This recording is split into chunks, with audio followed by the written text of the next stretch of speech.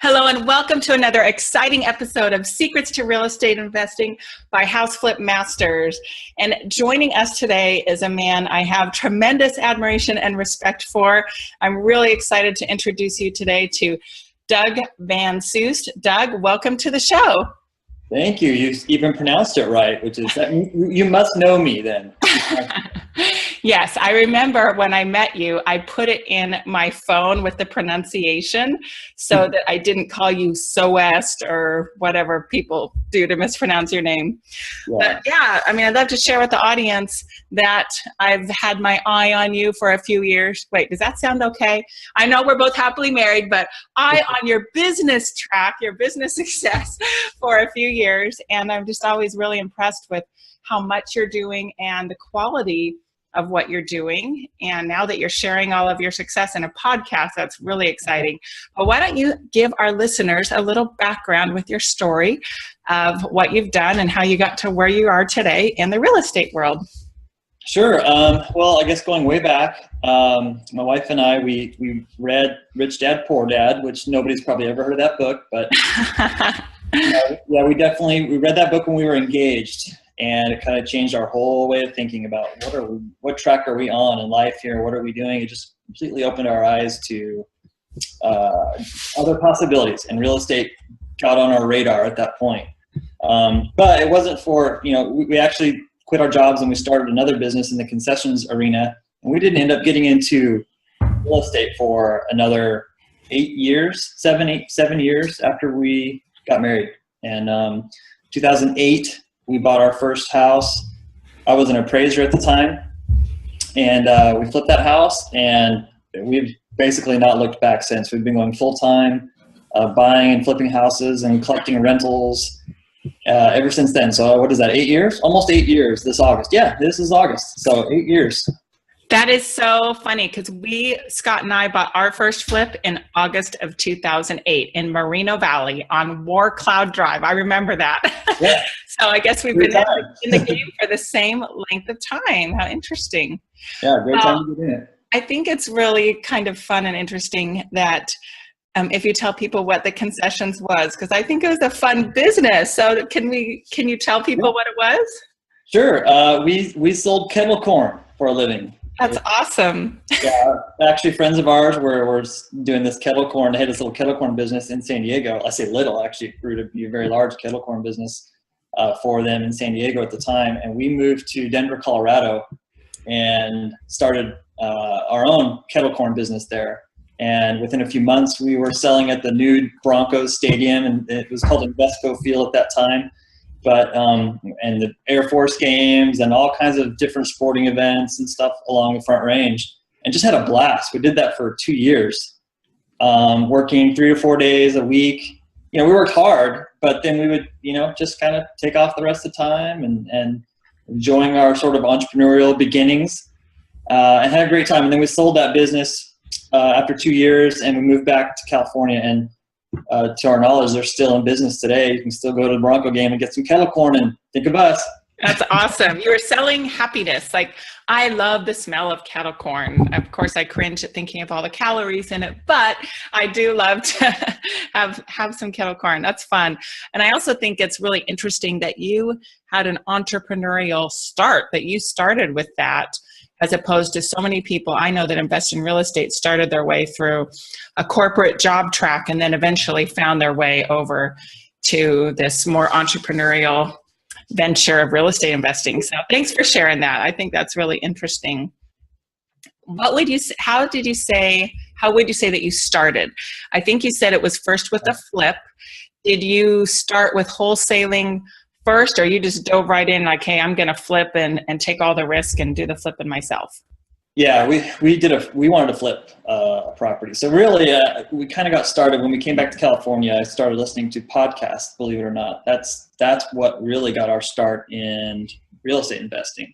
Wow. There's free podcasts out there that I would listen back in 2005, 2006, and they told me to go to a local RIA club. So I went to a RIA club and heard a guy by the name of Bruce Norris speak. And if you're anywhere in Southern California or California in general in real estate, you know that name. Well-respected investor, trainer, or market expert. And this was right about 2006, early 2006. And he was just screaming, you know, the sky is about to fall. Get out, sell now. You know, and this is, I was an appraiser, so I lived and breathed real estate every day, right?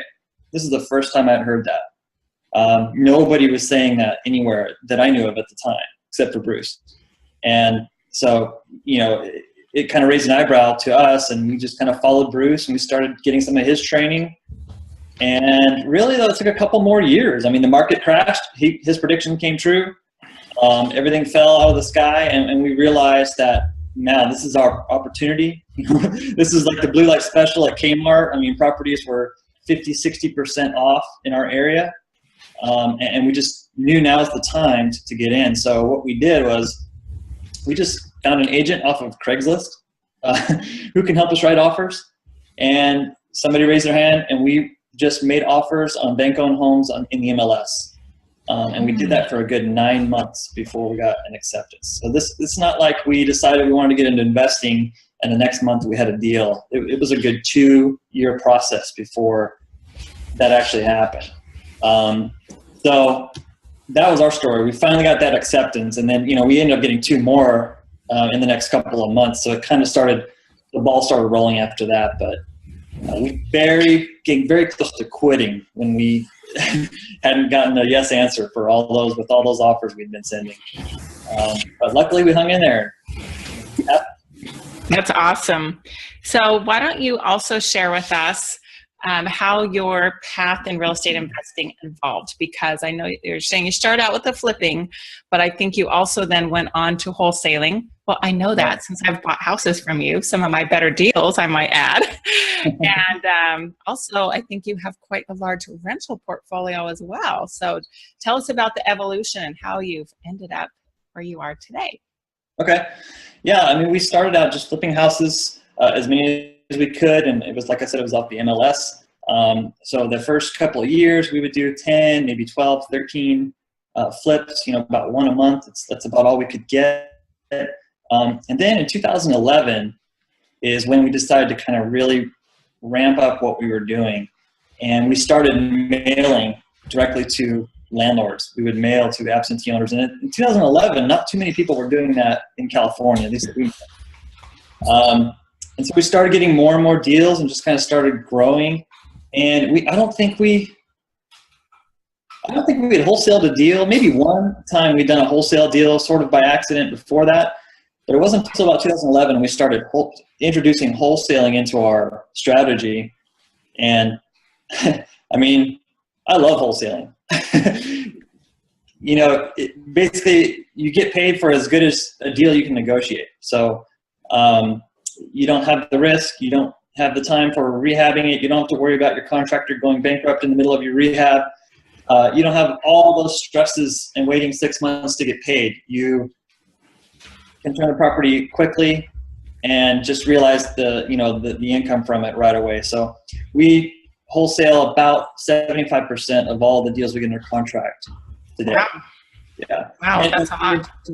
Rentals, yes, that was always been our goal, is to collect as many, keep as many of these properties as we could, because we know that that's our ultimate goal, is to have cash flow that is never ending. It just lasts. It's a retirement plan. So the cash flow is what we're really after. So rentals were a huge part of our game plan from the beginning, and we've been fortunate. Now we have over 50 rental properties currently. Wow, that is a huge number. So, I mean, is it safe to say that you definitely have achieved your goal of financial freedom with this venture of investing in real estate? So yes, technically we could, but a lot of these rental properties, actually our goal this year is we're starting to pay some of these off, pay them down, pay them off, and fix some of the financing that we have on the rental properties, just to improve that overall cash flow. Because anyone who knows, who manages properties out there, you want to count 50% of your rent is going to be taken up through maintenance, vacancies, taxes, insurance, just expenses that happen if your properties are a little bit older, like ours are. So in order to get real cash flow, you really got to get that debt down or get it paid off completely. So that's what we're focusing on right now. Right. Interesting. Hey, and I don't think we've mentioned this, but you're based in, is it Murrieta, California, right? Yeah, Murrieta. Murrieta. Where would you say that your business mostly transpires? Is it in the Inland Empire, or give us a basic idea of that? Yeah. So our main market is the Inland Empire, which is San Bernardino, Riverside counties. But we do venture out to San Diego County a little bit. We do venture into East LA County and Orange County a little bit, and even further out to the low desert area, which Palm Springs area, I think, is where we wholesale to some properties. Yes. Yep. Yeah. So anywhere that's about an hour and a half, 2 hour drive from here, which is a lot of people and a lot of properties if you're centrally located like we are. So. Do you have a count of how many deals you've done, either how many you've flipped or wholesaled? I mean, I know you're holding 50 rentals now, but what about the other numbers, just so people can get an idea of your vast experience? Since the beginning, since we started? Yeah. We're probably around 300 properties that would be the total that we flipped and wholesaled. Awesome. Wow. This year, I think we've wholesaled around 35 to date, and we're here in August 1st. So, wow. Awesome. Yeah, something like that. Yeah, we're going to have to talk after the show because I want to buy some more from you, dude. When I think of your name, I think about that one that we did in, I think the city was Victorville, that it burned while it was in caught on fire, a vacant house, right? Yeah, so that one turned out to be good, although I got to learn new skills of how to get rid of smoke smell in a firehouse. It's much more challenging than I ever dreamed, and that you need to run the air conditioning or the HVAC system after you've cleaned it. Well, let me phrase it this way: before you do the final cleaning, because I think they turned it on and then blew a bunch of stuff through the house. So live and learn, right? All these new challenges we get to come up with. Believe it or not, you're not the only person who has had a house catch on fire after we wholesaled it too. Oh. So, yeah, there's another. Ask Justin about that one. Okay, so you're on fire, literally, huh? Or your deals are, huh? That's fun.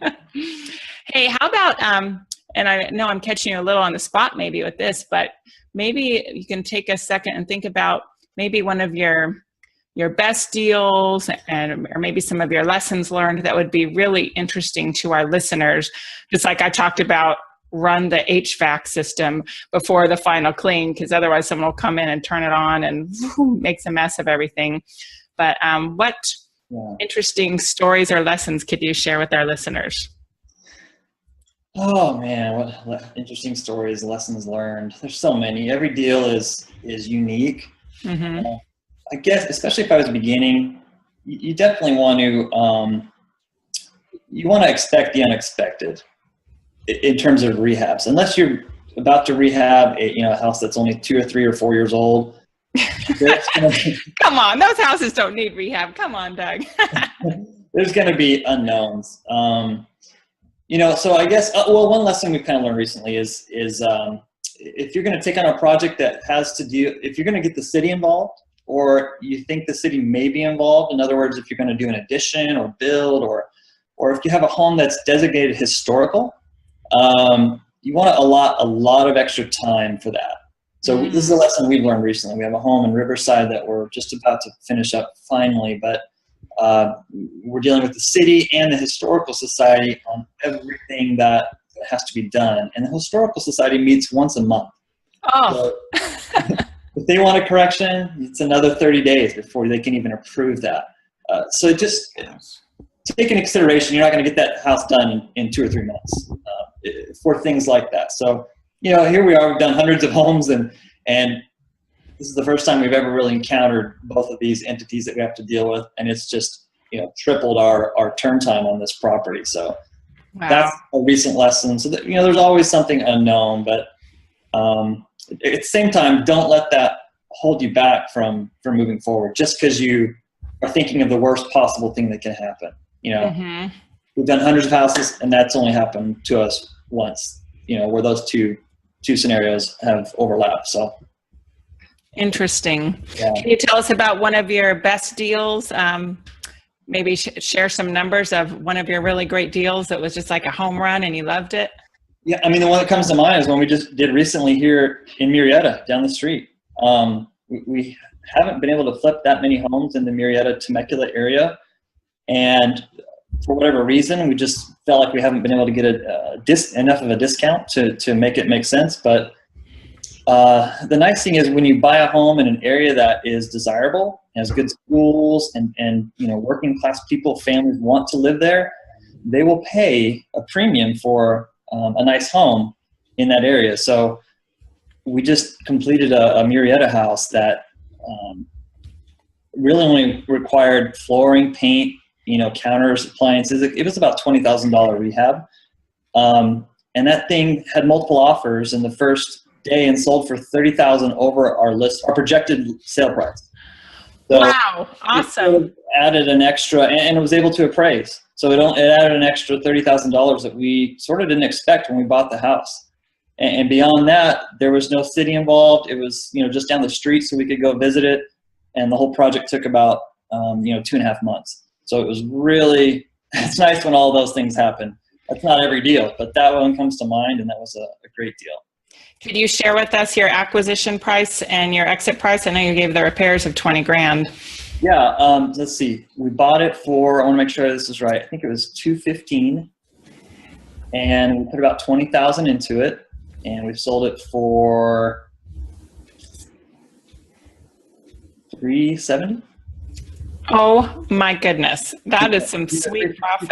$370. I'm not positive. It was, we listed it for $340, and it ended up selling for $370. So that deal sounds like it was amazing, and dreams really can come true with flipping in California. People say you can't flip or make money in California, and I think it's definitely become more competitive. Would you agree that deals are harder to find than they used to be?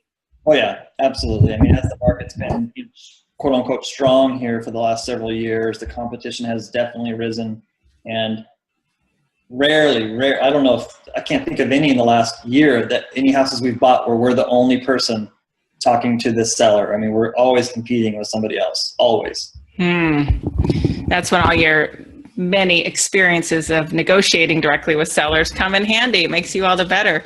Hey, and one more question on that Murrieta deal. How did you find that deal? What was the source of the deal? Pretty sure that was a mailer. Okay. I'm not sure because I didn't look it up before, but I'm 90% sure that was just an absentee owner mailer. Okay. I think the circumstance was, and I have to say, you just complimented my negotiating, and I didn't negotiate that deal. We have a couple of people working with us here that go out and actually meet with the sellers, talk to them on the phone. I never met the seller, never talked to him, so I can't take the credit for that. That's awesome. Well, why don't you go ahead and tell us a little bit about your team that you have grown, because I'm sure it started out just being you, right? Yeah, it did. Yeah, it was my wife and I. It's always been us, and for several years it was, we were the Lone Rangers and we did everything, which was fine. That was a great way to get going and a great way to start. But a couple of years ago, we started trying to grow, and we outsourced a little bit. So we brought on a full-time administrative assistant, and that person has kind of grown into a property manager as well for our rentals. Nice. And then we have a person who works strictly the phones. She'll return every single seller lead call that comes in, kind of screen them a little bit to see how motivated they are. She'll make offers and lock up the deals on the phone sometimes. Wow. Or she'll set an inspection for another guy we have who actually goes out, our local inspector. He'll go out, run comps, estimate repairs, meet with the seller there if possible, and try to lock up the deal in person. So a small team that helps us to do the numbers we do. We certainly couldn't do it all on our own, for sure. Well, what does that leave you to do then? I'm just kidding, but no. So what role do you play? To you. What role do you play in the business now? So I still oversee the whole acquisitions process. I'm kind of managing, I handle all the marketing. So I send out our marketing. I watch the leads as they come in. I'm constantly giving feedback on value and what I see, approving offers and contracts as they come in. I'm also selling the homes still with the wholesaler deals. I have the relationship with the buyers. So the wholesale deals, I'll try to sell those. And Andrea, she is now our project manager, 100%. She deals with our contractors completely. I'm not involved in that at all. She picks all the design. She works with them, inspects the properties on a weekly basis. And then she's also our listing agent. So she'll list the homes as they come up. And, you know, at any given time, we're working on 10 to 12 properties, it seems like, in our pipeline. So she's pretty busy doing that. That's awesome. I love how new people can hear that you grew into that it started out you and Andrea alone doing everything, but that, you know, it could have been just you. If it's a single person out there, I don't want them to think, oh, I can't do this because I don't have a spouse to do half the work. You can do it alone to start out with, and then you just grow and you add people in, start them at $10 an hour to help you with the low level tasks, and you just grow from there. You add them in probably one at a time, right? Yeah, I mean, you can just kind of, you know, when you feel that you're too busy, you kind of look at the what am I doing every day that's really not making us any money, or that I could easily have somebody else do for $10, $15 an hour, and then start with that. Have them do that. Have them call the utility companies all day long, because you know you can be on the phone for hours with them. Oh yeah. Yeah, you know, have them do those kinds of things, and then after a while, if that's working good, and you do the same thing, evaluate again. What else can I outsource? So, you know, I'll admit we're not the best at this. Justin has really helped us pull us along on learning to outsource and trust people and do that. And so, you know, we've been fortunate enough to implement some outsourcing and have a little bit of a team with us now that helps us out quite a bit. That's awesome. Yeah. And just for those of you listening, if you're not sure who he's speaking of, it's Justin Williams, who was on a few episodes ago.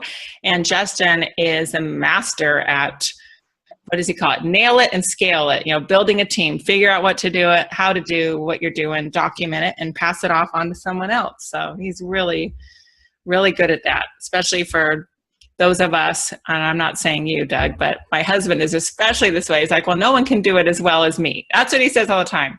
Okay, maybe right, but there's only so many of your hours to go around in a day. So you definitely have to learn to delegate to grow. Exactly. Yeah.